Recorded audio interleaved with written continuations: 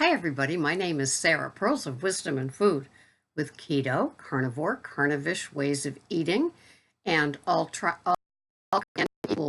equals one experiments where we try out something. Let's see how this works, how this fits, how my tummy handles it, how my addict handles it. We do all kinds of things here and talk about it and share and encourage and support. I try not to get political about meat because it just, you can find enough of the debate anywhere you look on other people's videos. So I just like to talk to older people and younger, but mostly those of us that are turtles that have just these slogging along metabolisms.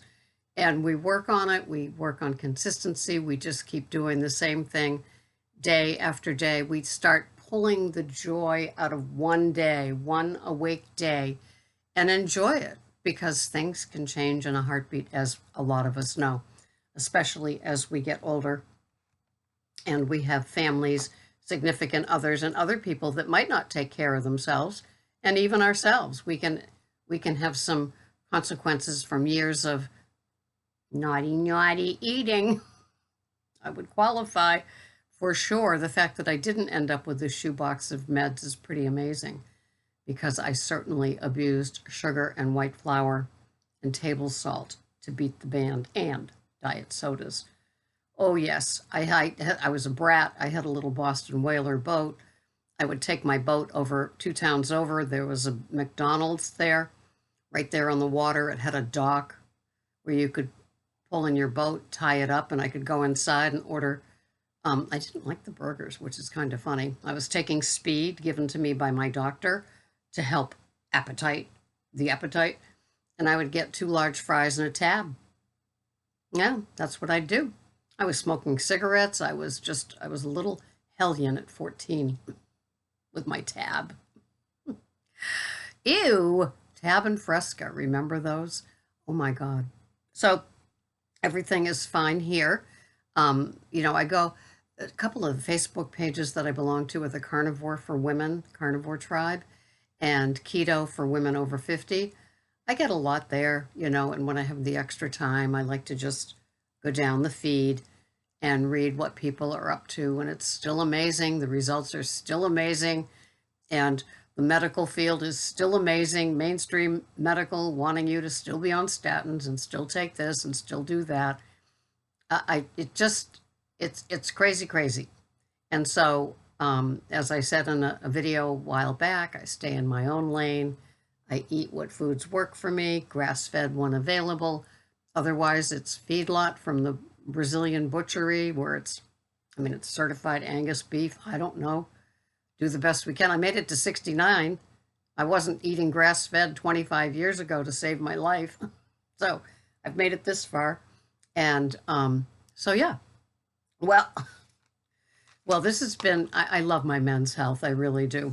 And this is in the October Men's Health, the one that has Arnold Schwarzenegger and his new person that's being him in a movie or something like that. I didn't read it. But this is an article, Eat Man Eat, from Lauren Larson. And she's in the dating world and what it's like to be with a man that's kind of come over to our side and is food conscious, biohacking, and still works out in the gym, and she'll be with this guy on the date, and she's just so funny all the way through. And so they go to this famous place where you have to have a fried chicken sandwich. That's what they're known for. And the guy orders, he orders a Caesar salad with chicken breast grilled on top of it. And she is so bumming, and she doesn't want to out-eat him on the first date. So she orders this other meal and just doesn't really like it. They go out again. He gets, for an appetizer, radishes with drizzled olive oil on it. And anyway, all the way through, it just gets funnier and funnier for her, because she's a big meat eater. She's not keto, carnivore, carnivish at all, but she definitely has a hearty appetite and loves to be with a guy that has a hearty appetite, because then she feels daintier, because men can eat with such abandon. She's talking about, these are all her thoughts. And so she only had 4 dates with the drizzled radishes, the drizzled olive oil on the radishes. So she's in love with Hungry Man dinners. And I guess when she grew up, her parents indulged her and her two sisters, with Hungry Man TV dinners. And she loved it. She loved all that horrible, harsh salt. She loved all that fried chicken and the whipped potatoes, were they even potatoes, and how they would do it. And she said, obviously, Hungry Man is still out there and still being marketed and still being purchased by mostly women, because mostly women do the shopping, and they're still working. And so she still likes to have those sort of things where it's large servings. And so she's just begging that these biohacking men just go back to eating what they eat. It's just a very cute story in a men's health magazine, just a little 2-pager. And she said that it just dating, it's very interesting to run into men that are so body image conscious. And so you got to love that. And then we've got Mike doing the dad bod contest. It started, May or something like that. So it's just interesting. It's not like, dieting and anxiety about body image are just women's, but it's interesting to read about men that have that in a man's magazine.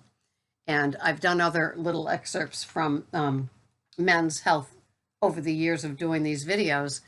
And one thing comes out loud and strong is that men look for their physique to come from the gym, and women look to shape their bodies, keep their bodies. A little bit of gym maybe, but basically, we do it by food restriction. So just interesting that way. And yeah, I guess I've never dated anybody that would order a chicken salad with sliced chicken. I mean, a Caesar salad with the sliced grilled chicken on it. I guess that wouldn't have alarmed me too much. But yeah, I definitely like the burger steak kind of stuff going on around me. Greg likes his meat. He eats less than I do, but I do his spread, as some of you have seen, where he has maybe 9 different servings. He calls them courses. And so he's very standard American diet with meat, but I'll definitely out-eat him with meat 2 to 1. I love my meat. Today I'm having one of those U.S. Wellness French ribbed prime rib, ribeye, and it's the one that has the bone coming out. And so I'll be having that with my 2 large organic eggs. They didn't have the Pete and Jerry medium. The only place I can find them, a Market Basket, So I'll be having 2 of those, probably fried, and the hunka meat. And I didn't even do a video of it, of my meal last night. Let me see. Chronometer. I use the chronometer. It's as much for just to be aware of what I'm having as it is for my menu planning. So when I go beef shopping with a little bit of pork, I know how to space out the meals, what has to cover what. So today is that French ribeye with the 2 eggs and 1 ghee coffee that I'm working on now, 2 other coffees with Keto unsweetened creamer, and then 1 that is sweetened with monk fruit, hazelnut, and or vanilla. So I'm working on hazelnut now. I cut it with the original. It tastes great. I do put xyla in my coffee and enjoy every sip. So these are my macros for the day. I am having, up close and personal, I am having 1,260 calories. My protein is 141 grams. My total carbs are 1.4, and my fat is 77 grams. And so that is a nice typical day for me. I enjoy it. I weigh myself once a month. It's the first Thursday of the month. We'll see what's happened. I've put on 2.6 pounds since I began more serious carnivore with just a smidgen of carnivish on Saturday and Sunday. And it is what it is. You know, I'm pretty much in the same clothes. I noticed that those things above the hips, those little fatty things like above the waist when you put on jeans or something, though I have those, they just don't seem to want to go away. But you know, I look at it like I still weigh what I weighed in the third grade, and that works for me. I don't have cravings. I do have triggers if I languish long enough on something that's foodie, but I am not pulled by franchise foods at all, or even the little boutique sandwich places we have in town, as I deliver them in the Uber Eats little bags and things, which is good. And then when the smell stays in the car, it's just kind of funny because it's like, that was a regular smell. When in all of my other years, my 65 other years of eating CRAP every day. Not so much franchise food, except for those French fries. They were probably cooked in beef tallow back then. That was probably the healthiest thing about them. What's the first thing that went when they changed? We have to get rid of the beef tallow. It's not healthy. Oh yeah, it was good. So I'm very grateful for what I can have, and I don't whine or pout or snivel about what I can't have.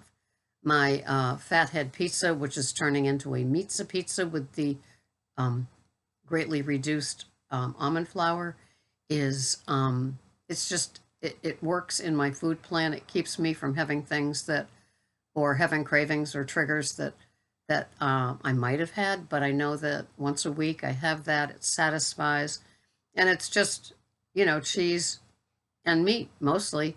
And so last week I didn't have any cheese the other 6 days because it was in the pizza, and I'm working on that again this week, and that seems to work. So that's my biohacking, is not having cheese, not having the heavy whipping cream is good.